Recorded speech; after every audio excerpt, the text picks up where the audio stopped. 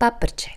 Voňavá sladká dobrota z rovnakého cesta ako na babkine šišky, ale ničím sa neplnia, len sa obalujú v cukre, takže je s nimi oveľa menej roboty. Robím ich na každú detskú oslavu, pretože sú jednoduché, rýchle, z mála je veľa a sú vždy najväčším hitom. V miske premiešame droždie, asi deci vlažného mlieka, lyžičku cukru a trochu múky. Zakrieme a počkáme, kým kvások zhutne a začne bublať asi 10 minút. Vo veľkej mise zmiešame múku so štipkou soli, pridáme kvások, zvyšok mlieka, 1 vajce a 3 žltky, nastrúhame citrónovú kôru, pridáme 4 lyžice rumu, 4 lyžice oleja a cukor.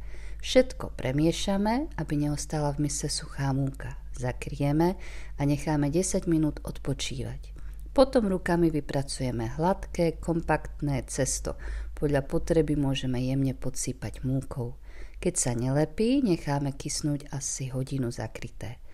Vykysnuté cesto rozvaľkáme a vykrojíme obdĺžniky, ktoré viackrát nakrojíme.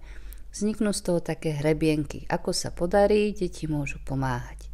Ešte 10 minút necháme podkysnúť a potom vysmážame v horúcom oleji do zlata. Paprče sa krásne nafúknú a rozvoňajú celý dom. Horúce ich obalíme vo vanilkovom alebo škoricovom cukre a hotovo. Teraz už len stačiť smažiť, lebo miznú rýchlosťou blesku.